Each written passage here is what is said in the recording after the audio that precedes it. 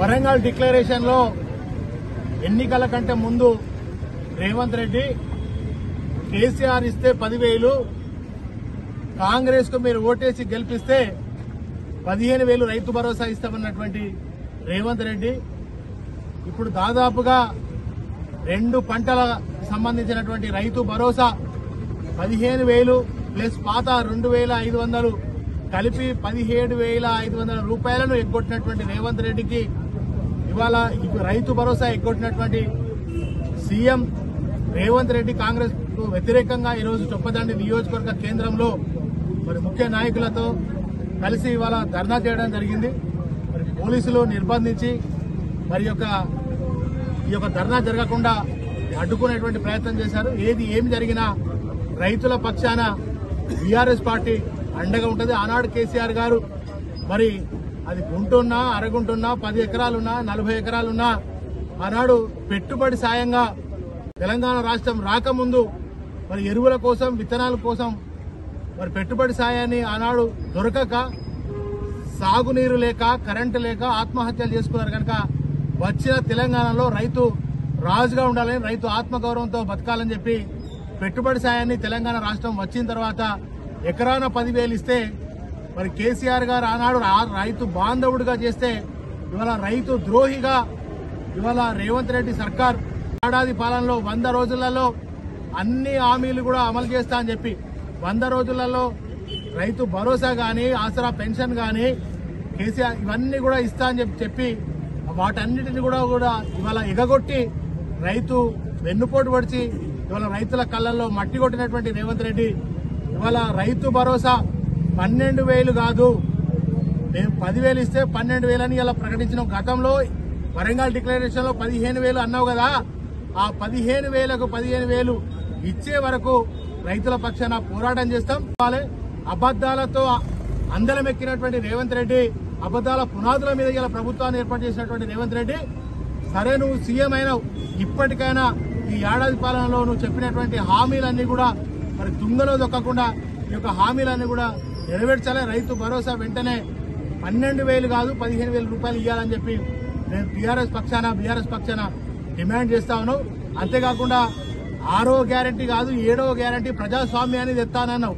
ఇవాళ ఇంట్లోకెళ్ళి కూడా ప్రజలు బయటకెళ్లే పరిస్థితి లేకుండా చేసావు. రోడ్ ఎక్కితే అరెస్టు, కంచెలు, అదేవిధంగా నిర్బంధాలు, ఈ యొక్క నయవంచ పాలన ఇవాళ నయవంచన పాలన, దగా పాలన, ద్రోహం, కాంగ్రెస్ ద్రోహం పాలన ఇవాళ తెలంగాణ రాష్ట్రంలో నడుస్తుంది. మేము చూస్తూ ఊరుకోం బిడ్డ. రేవంత్ రెడ్డి మీ భరతం పడతాం, రైతుల పక్షాన నిలబడతాం, కొట్లాడతాం. బరాబర్ రైతు భరోసా మరి ఇచ్చే వరకు కూడా నిరంతరం పోరాటం చేస్తామని చెప్పి నేను డిమాండ్ చేస్తా ఉన్నా. ఇవాళ కేటీఆర్ గౌరవ వర్కింగ్ ప్రెసిడెంట్ మీద తప్పుడు కేసులు పెట్టి ఆయన అరెస్ట్ చేయాలని ఏడాదిగా ఎదురు చూస్తున్నాం. ఇవాళ కూడా తెలంగాణలో అందరం కూడా ఒకటైతే కేసీఆర్ గారు కడిగిన ముత్యములు వస్తారు. ఇప్పటి వరకు నువ్వు అరెస్ట్ చేయకపోవడానికి కారణమే దొరకలేదు. ఏదో ఒక పేరిట కుట్ర పన్ని రాజకీయంగా దురుద్దేశపూర్వకంగా కక్షపూర్వకంగా ఇవాళ కేటీఆర్ గారు అరెస్ట్ చేసే ప్రయత్నం చేస్తా ఉన్నావు.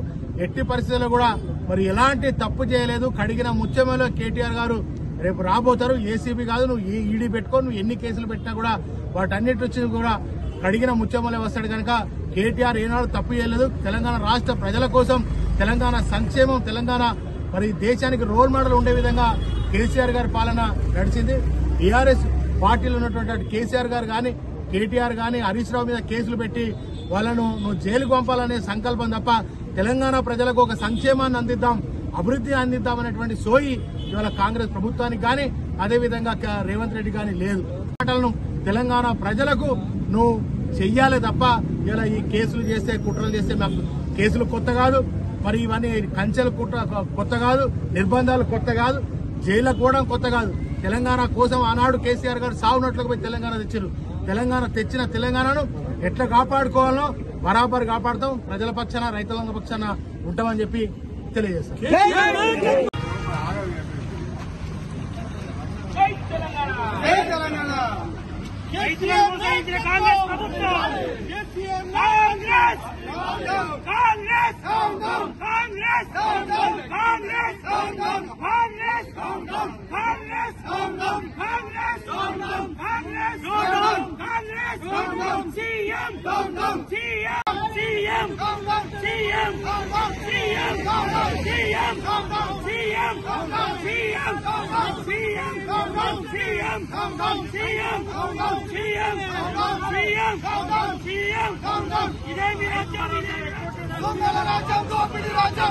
రైతు భరోసా ఎక్కువ సీఎం, రైతు భరోసా ఎక్కువ సీఎం, రైతు భరోసా ఎక్కువ సీఎం.